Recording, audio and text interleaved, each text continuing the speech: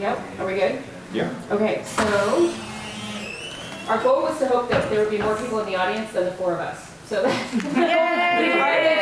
success. Exactly. So thanks for coming to the last hour of a long meeting, and so welcome to this talk on using coaching skills for effective mentoring and advising. And so this is the four of us. I'm Pam Dine from All of You. We've got Liz Lee Nullett from University of Cincinnati. I'm Cassandra Barbie from East Carolina University. And Eric Isaacs from San Francisco General Hospital, UCSF. And our colleague, Karen Pendit, wasn't able to join because her institution said they couldn't go to conferences this year. So it's a real bummer, but we acknowledge her participation in forming this presentation and discussion. These are our disclosures, which all of us have none. And so our objectives. So the objectives for this talk are really to describe the differences between coaching, mentoring, advising, other forms of guidance, so that you have that as a basis for understanding. And then also to explain how anybody can use essential coaching skills in their faculty role or in their mentoring role, or their advising role, any of those things. And also understand the essential coaching skills for coaching physicians. There's some specific ones as well that are different. So who's heard of the Clinician Educator Milestone Project? Yes, so this is a collaborative effort by all these accrediting agencies to explain that faculty as a whole have a whole bunch of things that we should be responsible for as academic departments. One of them is around educational theory and practice for learner professional development. So if you look at this one, this is actually the entry level. This is, it's a milestone, so 1 to 5. The entry level is describe the difference between coaching, sponsoring, advising, and mentorship. Okay, and the relationship to continuous professional development. So that's the entry level. Who feels like they can do that already? Right, it's okay. We're all kind of in that place of like, what the heck is the difference between all these things, and how could I or anybody in my target eventually get to really demonstrating expertise. And so this is hopefully going to help move you along this continuum of the milestones. So we're just going to take turns explaining some of these things. So in an effort to help frame and describe kind of what are these different roles and try and understand the differences, I get the easy one, teaching, right? Because we're all teachers. And if you look at this framework, our goal is to really kind of move a learner through a particular curriculum that has been set up by somebody other than the learner most of the time. And we're imparting skills, behaviors, knowledge to that person in a relatively hierarchical fashion. And the curriculum itself is set up to sort of align goals and learning activities and then an assessment piece afterwards. So in terms of the teacher or the person who is the imparter of the knowledge, mentoring, advising, coaching, etc., the teacher sort of has a high level of knowledge in the subject matter. Usually giving advice is welcomed by the learner, not always, but most of the time. And so, it's, an example would be, all right, you're going to try and go for the L4 to L5 interspace. Here are some things you can do to try and troubleshoot when you have trouble. Teacher. And advising, by definition, you are the expert giving advice that hopefully your advisee is seeking from you. So there is an inherent hierarchy, and you are the expert. So it would be like, as the PD, you would say, this is my wheelhouse. I suggest that given your background and your what you've attained during your career thus far, you apply to 2 residency programs or 20 residency programs, etc. And then mentoring, I think we're all very familiar with mentoring. You were assigned a mentor probably in residency. You may have had other mentors along the way that got to the med school or whatnot. So mentoring is providing longitudinal guidance based on your mentor's personal experience, which means choosing your mentor is probably really important, right? Because you're relying upon their personal experience, which is probably very much so different than yours depending on your background and experiences or whatnot. That relationship may be hierarchical and may not.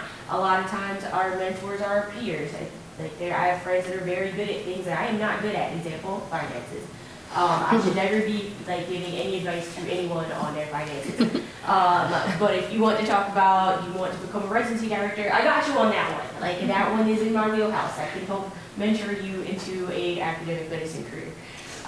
You are giving advice that's actually expected by the mentee, but that being said, unlike advising, where we're really telling you this is what you should do, mentoring is more like, this is what I did, you can take what you want from that. I am not explicitly saying you need to do what I did, but from my personal experience, this would be kind of where I would tell you to go. You do what you want with it. So the example here is like, based on what I know about you, kind of where you are, here are the things that I think about you applying to fellowship. You can decide what you want to do with that, but you know, it's up to you on what you want to do. Whereas advising, I'm more so telling you what to do.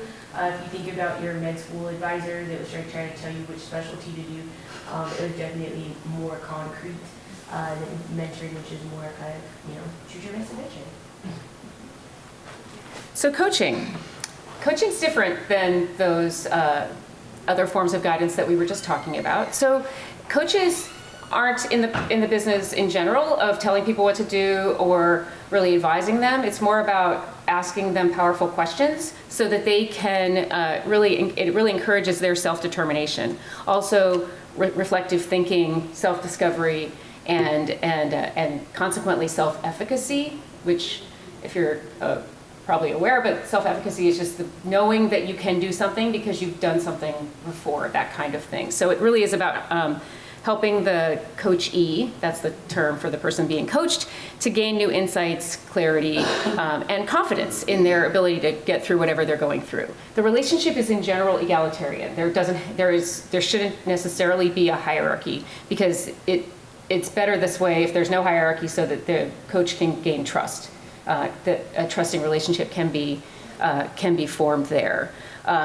In its purest form, actually, coaching doesn't require any subject matter expertise, and so because like I could coach anybody on any topic that they want to be coached on because it's about a technique, not about having knowledge of what I have no interest in what the outcome is. You know what I mean? For the coachee, and again, advice giving. Compared to these other constructs, advice giving is not what's going on. It's actually meant to be avoided. You help the client, the coachee, find their own answer, not give them sort of advice. That's hard when you're wearing multiple hats, I could just tell you. But here's an example of an expression that might, or something that might go on. So regarding, say, a challenge. So when you've overcome similar challenges before, what personal strengths and strategies have you used in the past to overcome such a situation, okay?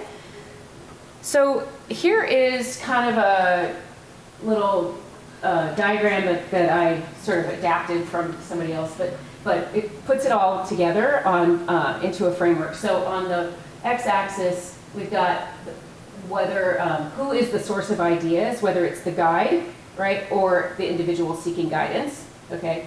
And on the y-axis, who's giving and or not giving answers to questions, okay? So, and I haven't already broken this out, but we'll get more into it. There's different types of coaching, where there's developmental coaching, which is much more in this purest form of coaching that I was referring to, where there's no content expertise needed. And that's up there listed as personal development coaching. The word development got cut off. I don't know why, because sometimes stuff happens with tech. but that's up there in the top corner as personal development coaching. And then performance-based coaching, which we'll get into a lot more in a little bit, is really kind of in the middle there. Mentoring and advising, right? The guide is much more source of ideas, and teachers, certainly the teacher is much more the source of ideas, right? As opposed to a therapist.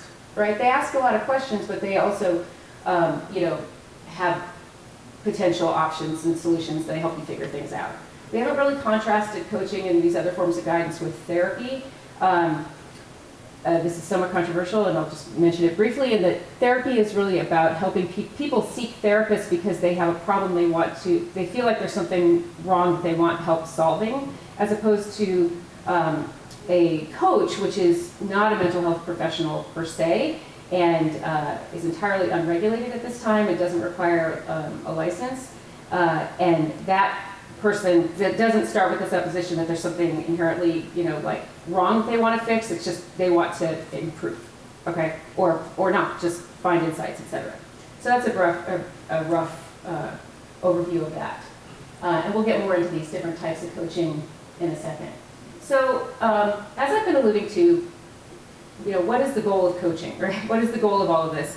And it's a coaching situation is there to help an individual find new insights. It's through the skill of metacognition, helping someone to think about their thoughts so that they can find new insights. They do this by creating a safe space, a container for trust and vulnerability by asking powerful questions, okay? And so really what's happening there is through coaching, a coach is helping a coachee to develop personal responsibility by owning their thoughts, owning their behaviors that come from their thoughts through their feelings, etc. So we're going to do a demo of each of these things in a little bit. So personal responsibility, reflective thinking. This is, once again, thinking about your thoughts. Like many people do not spend any time thinking about their thoughts, and this is, and consequently their feelings, like what is actually going on between my ears, and that's what's going on in coaching in a very, very gentle, trust-building, asking powerful questions space, okay? Through this, there's a process of self-discovery and consequently self-efficacy as well. The self-efficacy comes from asking people how they've overcome challenges before and understanding that challenges are the road to progress, right? One of my favorite expressions is the road to progress is driven on the struggle bus. This is a really important thing to say to people so they know, it normalizes, that things are hard, right? And it's okay, because we've been through hard things. We've all gotten through 100% of our worst days, because we are still here, right? So those kind of discussions are what's happening in coaching. So that's really the goal of coaching. And so we do this through what I've just alluded to is the coach approach. Okay, anybody can use the coach approach. And so we'll demonstrate some of that in a little bit. The coach approach encompasses appreciative inquiry, which is asking these powerful questions for listening, for the purpose of listening as opposed to responding, right? When you're teaching a med student, so like they're just asking a bunch of questions on their review systems, and they're not necessarily thinking about what they mean because they don't necessarily have an answer, right? But they have to slow down and just like really listen. This is what we do. So inherently in the emergency department, we ask a question, we're thinking about we're listening to their response so that then we can go next, where we go next, right? If we're just asking a question, like you're maybe asking them, like, what color are your eyes? And it has no meaning to anything, right? Unconditional acceptance, this is accepting the client where they are, right? And helping them to realize that they are whole and okay and can, once again, get through whatever they're going through. And then facilitating a growth mindset, that's a very, you've probably heard of growth mindset, but once again, this is that someone's attributes are not inherent. They can be changed and morphed by a process of self-discovery, etc. So that's sort of the goals of coaching and the coach approach. There are several different types of coaching, many different types of coaching, literally, I don't know, dozens and dozens. I'm kind of more of a lumper than a splitter, and so they kind of lump into developmental coaching or performance-based coaching. Okay, and how the type of coaching one practices as a coach depends on their training and what the client is seeking. Okay, so someone comes to a coach with a goal they want, right? So whether they want to get better at something like their work environment, or they want to improve their relationship, or they want to, say, improve their health in some way, lose weight is a common one, then they could go to either type of coach, but the coach might have a particular expertise in one of those. There's also, so health and wellness coaching is a thing, relationship coaching. Spiritual coaching doesn't have to do with religion, it has to do more with sort of, it's just a different way of conceptualizing the thinking about your thoughts and spirituality. And then academic coaching, we're going to get into in a whole different, we're going to get into much more deeply. Crucial competencies, I think this is just important to mention. Any coach really needs to be aware of some things so they don't actually inadvertently cause harm to the client, such as trauma awareness, okay, awareness of their own biases and consequently having humility around that, and imposter phenomenon. Maybe been aware that like if you go to a new doctor or a new therapist or a new somebody that, and they hear you're an ER doc, they have like all this like, oh my God, that must be so hard. Like that doesn't really help, right? So, and so this is something that one has to be, really aware of as well. Okay, so we're going to do a little demonstration of this type of developmental coaching. And so Sandra is our willing subject, and I'm going to coach her. So this is not scripted. So let's see what Sandra has to say. So what's going on with you today, Sandra? I feel like I just don't know enough. Like I'm in the clinical space, I have all these med students, all these residents, they're asking me 11 questions about a Krebs cycle, things I have like not thought about since like in 1 year. And I hear other faculty be able to rattle off all of these different mechanisms of actions and things like that, and I just can't do that. And I feel like I am just not quite enough. Like I feel like I am being subpar faculty as a result. So if you had to hone down all the things that you just said into a particular like unifying thought, what do you think that could be? I'm just not good enough. Okay, I'm not good enough, right. And so thanks for sort of synthesizing that. It does seem to ring true with from what you said that I heard. So when you think the thought, I'm not good enough, what feeling do you feel in your body around that thought? Anxiety. Anxiety, okay. So anxiety typically is kind of a restless feeling, right? It sometimes gives us a physical sensation as well. Do you feel that? I feel like worried, Mhm. like in my anxiety, like I'm worried I'm gonna teach them the wrong thing, not teach them enough, someone's gonna die, or something along those lines, because like I didn't quite impart what I needed to. Yeah, so anxiety is a restless, spins a lot of thoughts, right? So when you feel the feeling of anxiety in your body, what do you do with that feeling? A lot of times I try to take deep breaths, try and calm down enough so we can do whatever we need to do, and try to just keep it moving. I will say distraction is helpful with anxiety, but to some degree, if I don't get distracted enough, then I get stuck in my head. Yeah, so you have found a way to calm yourself down in the moment by taking some deep breaths. That's good. Anything else you do when you're feeling anxious about, say, not knowing enough or some other thing that's causing anxiety at the moment? I've got more CME credit from Up to Date in the past 6 months than I ever had in my whole life. I have looked up more things that I theoretically already know just to verify that it was correct in whatever I said. So double checking things, making sure stuff is accurate, and rechecking the facts a lot. Yeah, so you're building up your knowledge base so that you have more confidence, right? Yeah.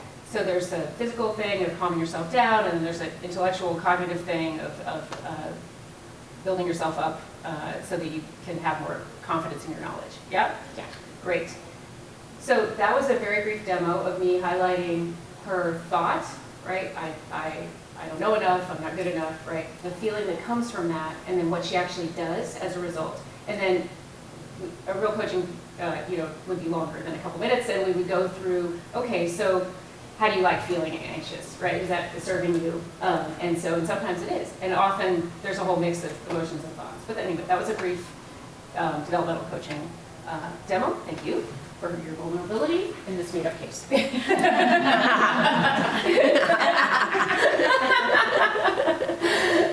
Okay, so take it away, Eric. Except not Right. that made up. Right, exactly. We Right. all have imposter syndrome on some level in some ways. So I'm going to continue the theme of trying to take these skills and apply them to our day-to-day work as academic physicians. Kind of working with learners in the clinical environment, probably in many different ways.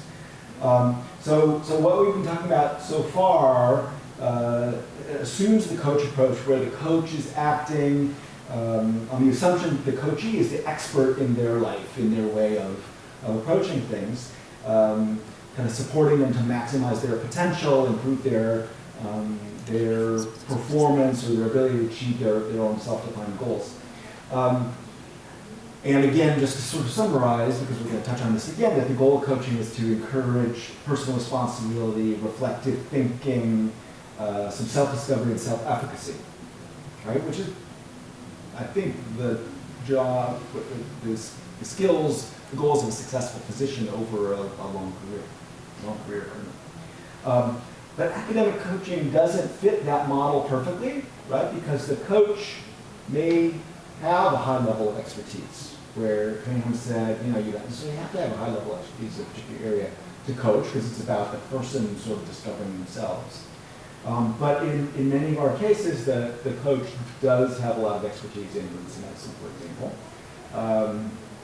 and may know about the coachee through their evaluations, either evaluations that people have written, or through their own their own observation of the person in the women's room, for example. So while there is kind of this broader developmental coaching objective through a residency program, for example, I'm going to focus a little bit more on performance coaching, perhaps.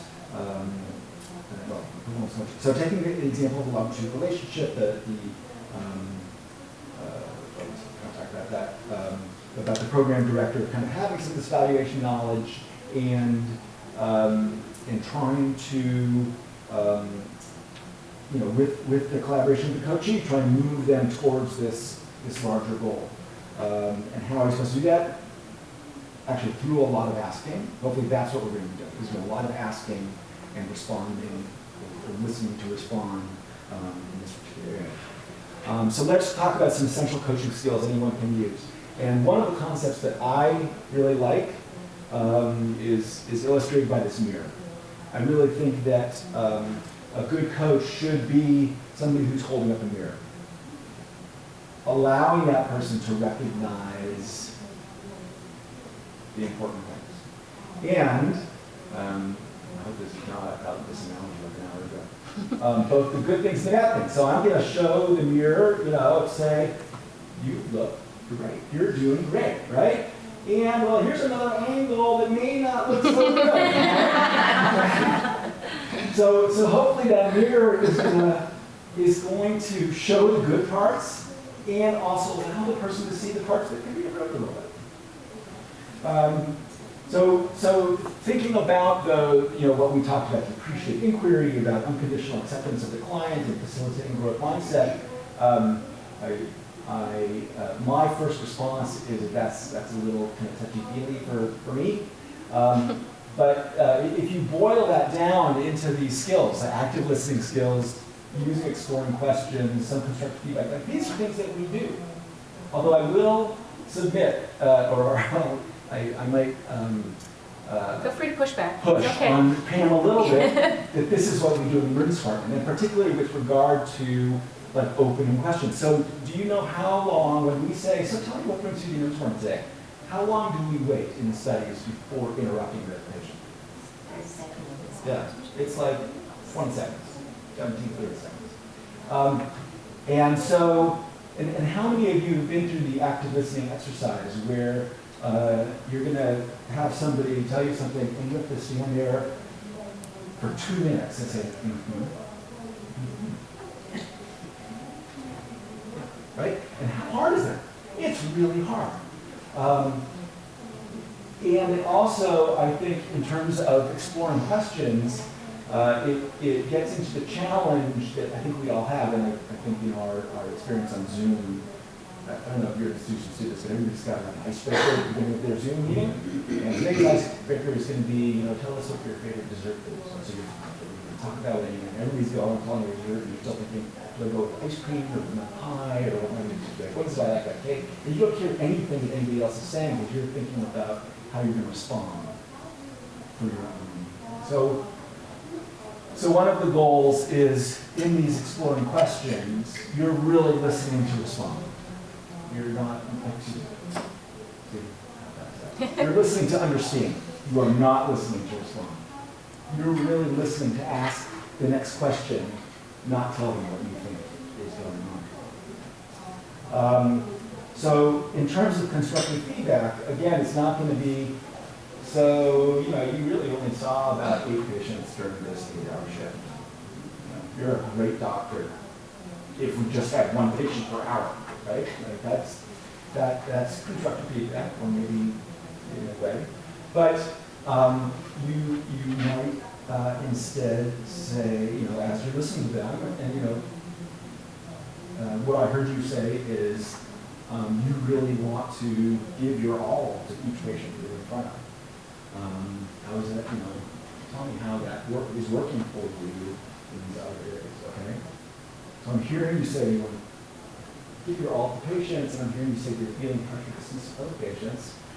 But should do that. And again, moving them towards finding their own way, that can sort of do that. Okay, I think some of those are going to give a little demonstration. So Liz, what's going on? I feel like such a failure. I got a negative evaluation from a resident today, and I don't know exactly where it came from. They said I was micromanaging. They said you were micromanaging, like on a specific shift? Yeah, I'm pretty sure I know which resident it was. You know, I really feel terrible about it because I feel like I really give people a long leash. They can do what they want, as long as it's not going to hurt anybody. And I know that there's a lot of different ways to do things, so I let them explore it. So for them to say that I micromanage them, it hurts me in my soul. Since you think you know which resident said it and why, like what was going on tell me what was going on that day that you think maybe led to this comment. Yeah, so it was really busy, and we had been boarded, and then for some reason we got like, I don't know, 15 beds opened up all at once, right? So we all got new patients, and it was chaos as we're just trying to figure things out. And it was getting towards the end of the shift, and I like to give a tight turnover. I don't want to be that slacker faculty who says, you're gonna have to start over with room 2, 15, and 23 because I have no idea what's going on, even though they've been here for 4 hours. And so I might have like made a couple of dispositions and told patients that they could go. So it sounds like you've got some competing priorities here. So some resident autonomy is one of your priorities that you're actually quite proud of, but also patient care is really important in turning the rooms over and making sure that patients are getting to where they need to go. So knowing that those are like kind of your 2 competing priorities, what do you think you can do like moving forward to try to balance those things? That's a great way of putting it. I guess I could communicate better with my resident and run the board every couple of hours with them, and then specifically an hour before the end of our shift, task prioritize, and give them a heads up, like I really would like these patients to be disposed by the time we turn over so that it's very clean, and that will assuage my own guilt as well as keep patient progression going forward. Sounds good. Sounds like you've got a plan moving forward and whatnot. And I know that feedback sucked to hear, but it looks like you've taken something from it that you can apply moving forward. Thanks, because I really felt terrible about it, and you're right, I probably do have some things I need to work on, so thanks. So like in this scenario, she just came up with this, FYI, but this is like dropping 15 patients at once. That's my life, like, literally every day. So I feel that one deep in my soul. But I think that the overarching thing for this case is like recognizing that she came in like at a really low point. I got this feedback, I'm feeling really trash about it. And she hadn't really taken anything from it other than, I feel like trash about it, I'm kind of angry. But by asking more questions about it, she started thinking about what was going on that day, what her priorities were, what was important, and then what she could take from that feedback to moving forward, how she can actually balance those priorities a little bit better, which I think is more important than just the initial like smack in the face of, I got bad feedback, which we have all had before. So I think that's the important part for this coaching exercise. And that was way faster than we're really happy with. I think you're up. Oh, okay.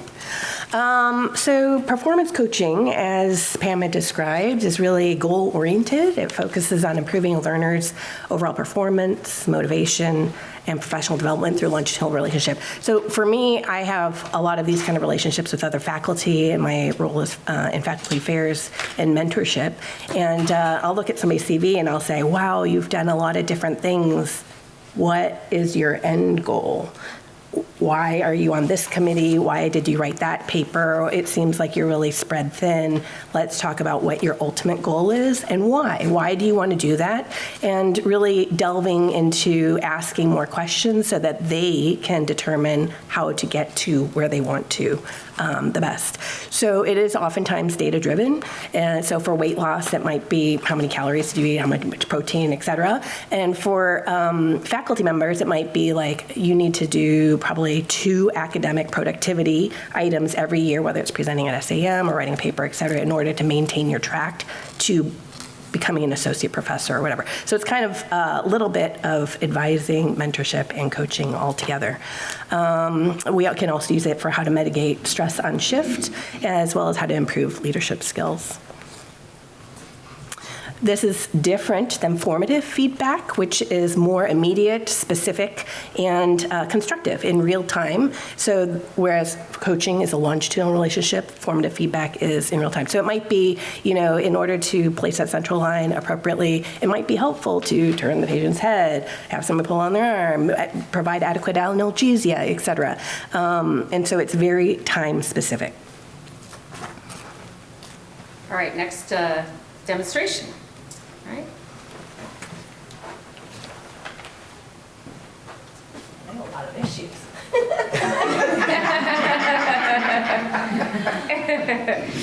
We love your vulnerability. Yeah. I'm sorry, I should set it up. So I am playing the role of a resident who just told a family member that our patient died, and they were not there in the resuscitation bay, and Eric is my attending who witnessed this interaction. Yeah. So one of the kind of adult learning skills, I think, is while we're doing this, why don't you identify some of the skills that we've been talking about so you can kind of see them in action. And Gretchen's probably heard me say this before, but one of the other things I really like to do is if you hear phrases that you really like, you can write them down and try them on. Again, I think especially as people are early learning their skill, it helps to have a little bit of language to use to try. And I kind of think of it as going shopping with a friend.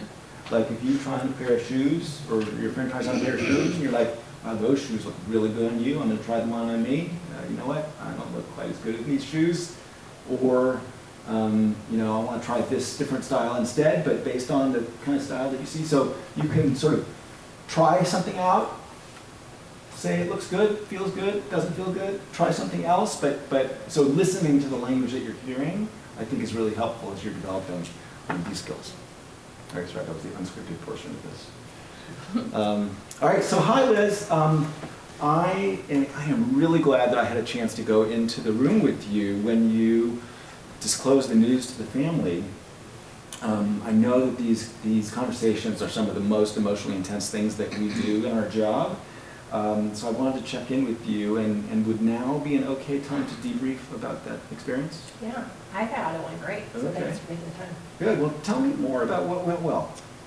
Well, I think it went about as well as it could have. I mean, the family had a lot of questions, so it was really hard for me to leave the room, and that part was a little bit frustrating. Yeah, well thank you for sharing that. I want to come back to that, but I want to focus first on like what went well. What do you think went well? So the last time I told somebody that their family member had died, the family ended up screaming at me and they had to call security, and that didn't happen. So Okay, I'm glad. that is a win. It's a win. What else went well? All right, I'm not going to be facetious about it anymore, but I did sit down and try to talk to them at eye level. Okay, I noticed that, and I think that really helped convey the fact that you cared for this family in their time of need, and that you were there for them. Yeah, I actually made a point of doing that because the last time, I like tend to stand when I'm nervous or if I give bad news.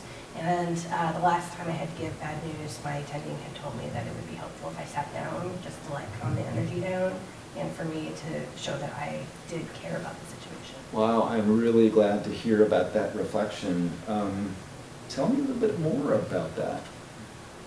Yeah, so it's really hard for me to give bad news. It is really hard. If you're comfortable, can you share a little more about that? I had a really good friend die, and the way that news was given to me was very hurtful. And so I just don't know how to do it right, and I don't want to be that bad person who ruins somebody else's life, and they actually think not only about the death, but the way that it was delivered. And so it brings up, I think, a lot of scary feelings for me. Yeah, that is scary. I really appreciate you being so open about that. And what you're describing is so human. Like, it takes such strength to confront those emotions in that stressful situation, in those wrong moments. But I want to say, like, you really showed up for the family. That is not easy. I did notice that after you shared the news, that you did leave the room shortly after that. Yeah, I guess you could tell that I really wanted to be done. I just wanted to get out of there. Yeah. That is really good insight. I think one of the most compassionate things we can do is to stay with the family and allow some silence, just your presence conveying that fact that you care about them and you recognize how difficult this is for them.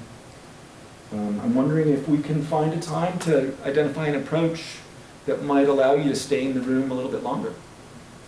I think that'd be great. I think that I am uncomfortable giving the news of death and answering all those questions because I don't know how to answer them sometimes when they say, why did my brother die, or what could you have done to prevent it? And so I'd really appreciate some feedback. Okay. Great, that's really good to hear. Like seeing you reflect so deeply already tells me that you're on the right path. So let's find a time to work through this together and come up with some language and confidence so that you feel good the next time you have to encounter this situation. All right, I'm good for time. Okay, so what are some of the things that you noticed, I guess, in that dialogue? It's the interactive portion of it. You started with appreciative.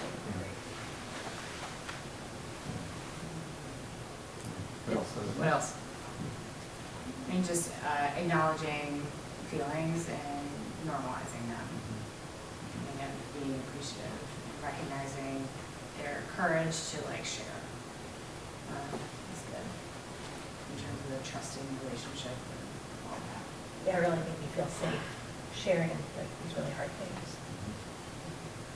I thought it was really interesting how when she kind of immediately went to a place that felt bad for her, you said, well, why don't we come back to that? I'd really like to hear first about what you think went well. You kind of took some of the heat off of the negative emotion because you're like, we'll get there. Let's start with the things you felt good about. I thought that was a really gentle way to ease into the conversation. And I also really liked how at the end you were like, can we schedule another time to talk about this, that you sort of offered space to continue the conversation. I thought was really nice. I like that it was a little open-ended and made her think, what do I really feel and why do I feel that way, as opposed to very direct questions. You were a little more open, a little leading, but not too much. Yeah, I feel like we as physicians always want to get the answer, and it's the most meaningful right when you come up with the answer yourself. Thank you. All right, thank you. So we have time, we could do a little practice with each other if you want. So if you want to just turn to somebody next to you, or just create dyads or triads and around the topic. If you have an idea of something else, it's totally fine, but maybe just start with a topic that resonates, I think, a lot with giving, say you're an attending and you observed a resident have a difficult interaction with a consultant or a difficult phone call with a consultant or something like that, and how you might debrief after that, doing Okay, so you got, just like, spend 5 minutes or a couple minutes, 5 minutes doing, coaching each other, okay? Just see if you can do it. Because the point is that the things we've been highlighting are really, really adaptable, and you probably are already doing them, but now you can name them and maybe do them even more effectively. So, you got, yes? Just a quick question about the resistant coaching.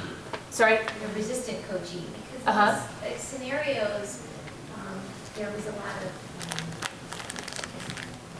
you know, People leaned in. Openness to being Yeah. coached. Yeah, people leaned This in. is a, And, you know, when I hit resistance, I struggle with managing myself. And now I'm trying to do words and I'm like, just do it. But inside, okay, it's so much energy. And so I'm just curious how you guys navigate that part.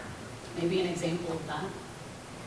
so that's actually an excellent point, and, because gee, is everybody you know, open to feedback? No, right? So I think approaching this from a place of this isn't necessarily a formative feedback in the moment, but actually leaning really heavily into appreciative inquiry. So this is meeting the person where they are, right? So you start with questions and then active listening and acceptance of where they are. So do you want to do an example? I'll- Do you I want might give an example. I'm not sure I'm I'm hiding behind the podium here. No. Yeah, so an example might be, or actually maybe, is there an example that of negative feedback that somebody that you've given or somebody's given, like, that is not true, there's no way that could be true, that's me?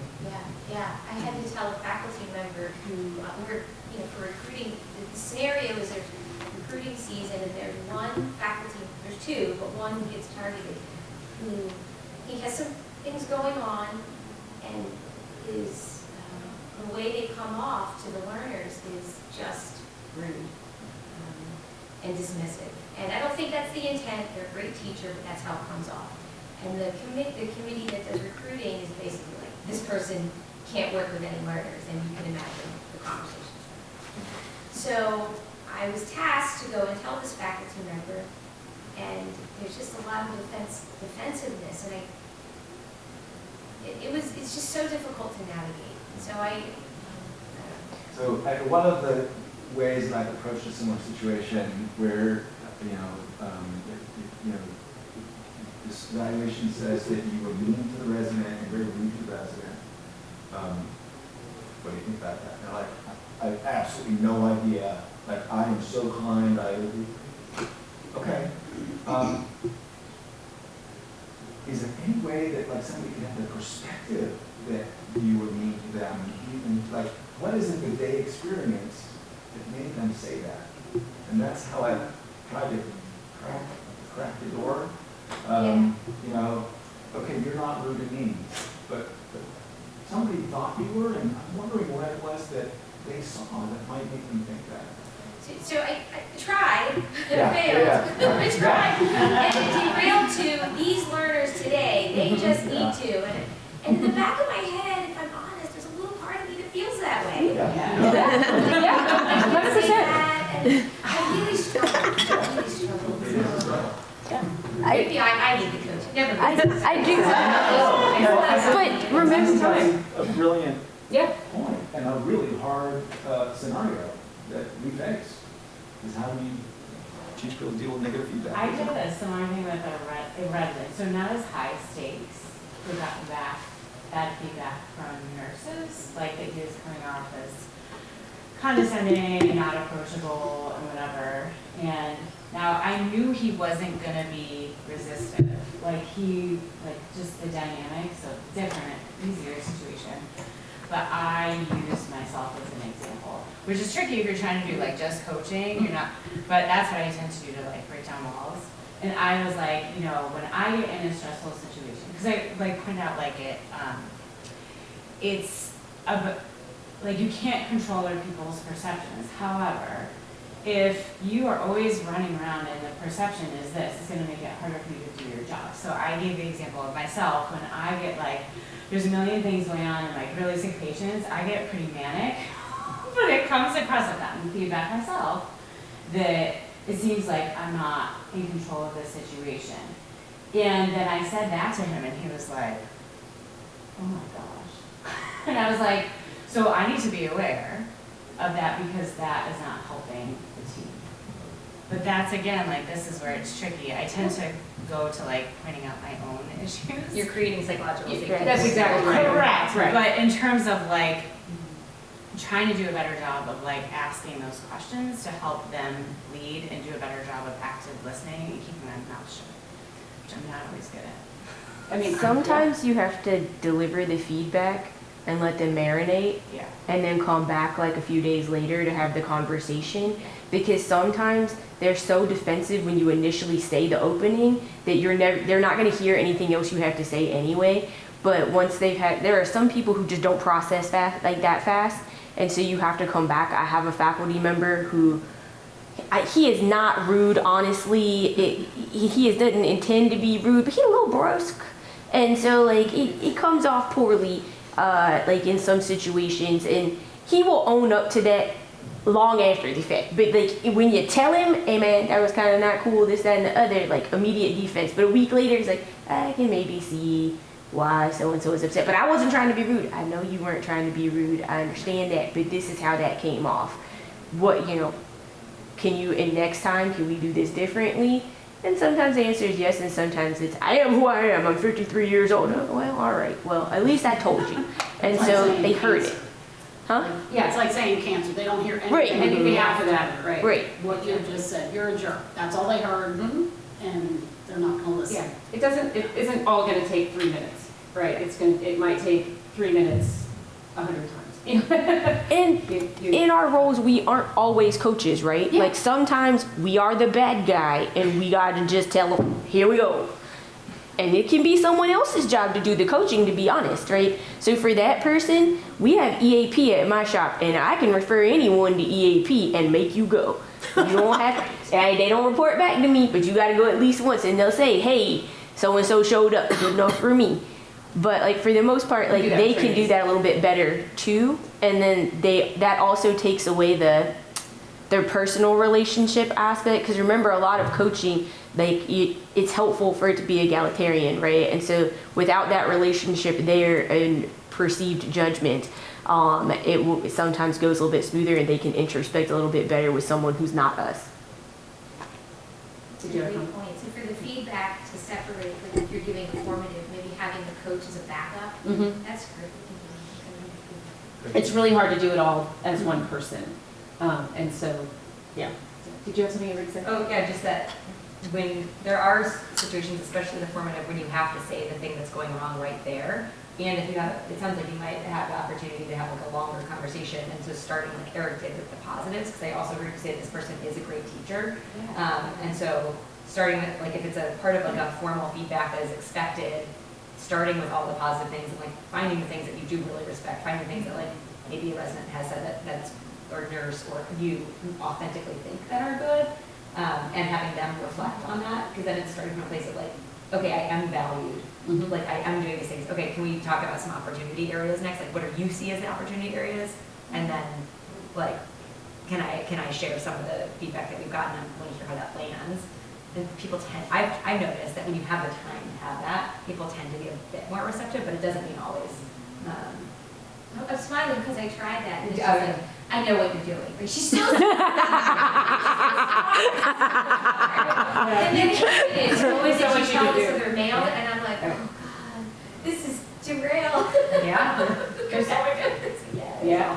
I mean, keep trying if it's your responsibility to keep trying, but starting from the positives and helping them identify sort of counteracting that negativity bias that we all have by, which is like how we've evolved as a species, is because we are good at identifying the scary thing that actually is a threat to life.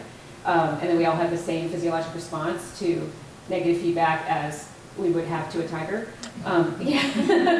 So helping counteract that by helping them identify their strengths and really see them, so that, that's a really helpful thing. All right, we're going to try and move this forward. I skipped things. There we go. So for the sake of time, I'm not going to wax super poetic about a lot of these things. But I would say, first of all, like, if you are going to coach physicians, like think about physician-specific coaching. Like while anyone can coach anyone to some degree, I will say like you need some, if you're looking for a coach, like that person also needs to understand like how jacked up the healthcare system, what your role in the system is, what you're responsible for. Because when they don't understand that, it feels really hollow. That's how I would put that one. Like, because they're not all the way there, or they think lighter of what you're saying than maybe it actually is, because there's so many pressures on you in the department that like a regular person does not necessarily understand that. So I would highly suggest considering a physician specific coach. Specific competencies in terms of coaching physicians, Drs. Palmara and Shanafeld actually did an editorial companion piece for another piece of work about this, because physicians have such kind of a unique role in society and unique pressures.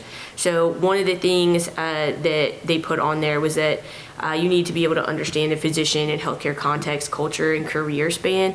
Because to be honest, like we are all like super traumatized on a regular basis, whether or not we realize it. And so trauma is actually defined as an event, series of events, or set of circumstances that is experienced by an individual as physically or emotionally harmful or threatening, and that has long-lasting adverse effects on the individual's functioning and physical, social, emotional, or spiritual well-being.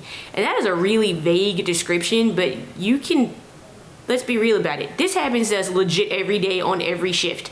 Something has occurred that has caused some sort of trauma, and that might not even be the patient. Like half the time it is the consultant who's mad that you called and asked them to do their job, right? So the person needs to be able to coach you in such a way to help recognize that you've got like some post-traumatic responses, and that you're gonna need some growth there. DEI and other social dynamics need to be taken into consideration when you start thinking about microaggressions and how people kind of live in the space. Well-being and burnout in physicians is well known. So one of the things that they talk about a lot is the resilience. Y'all, we are resilient. As a specialty, we are resilient. Resilience, like that is what we are until we aren't. And it's kind of like children. Children are good until they aren't, right? And so I don't think for us they need to focus so much on building resilience, because we've got resilience. What they really need to do is more think about how resilience is kind of a dynamic quality and helping you kind of, I wouldn't say build resilience, but kind of reaffirm the resilience that you already have, and making sure that you kind of are able to return to the things that kind of support you in your downtimes, which I think is most important. But increasing resilience in physicians is honestly that's not a thing. Like we're resilient, we made it through med school and residency and whatnot. So I think the other thing is thinking a lot about professional fulfillment has a lot to do with well-being and burnout in physicians, because when we don't feel like we matter, or we don't feel like what we're doing is moving anything forward, it feels like we're on that hamster wheel and moving nowhere, which then makes a burnout worse, right? So having people reflect about what it is that's important to them, what are their values, what are their goals, and their goals need to not be check boxes. As the person who has now completed all of the check boxes and like has gotten promoted and has tenure and whatnot, I thought that was going to feel really amazing, but it actually is like, cool, I did the thing, I checked the boxes, awesome, what do I do next? And I don't actually have the answer to that, and that actually feels like really not good, to be honest. But that's kind of where like physicians, particularly academic medicine, lies. Like, what do you do after you finish the check boxes? And so having some idea of what fulfills you like professionally is really important outside of those check boxes. Like, what is your ultimate goal? What is your purpose here, I think is important. Cognitive flexibility, like we've just had a whole conversation about people who are inflexible cognitively. I think I'll let that lie. And then in terms of physician leadership, like that kind of goes back to professional fulfillment, but I really think it's at that point you need to start thinking about things like, you know, what is your vision, what is your mission, what is your purpose, and then try to build your career around that, because then all the things feel a little bit better, because at least it's like headed towards an overarching goal as opposed to I need to make associate professor. And these are our references. And we have time for questions. Maybe we do. I don't know. We have maybe one. We have like a minute. Y'all got it. Anybody probably all have to skedaddle. But anyway, if you have any questions, we're here. Thank you for your attention. Thanks for coming to the last talk of the conference. Hope you've enjoyed it. And thanks for participating.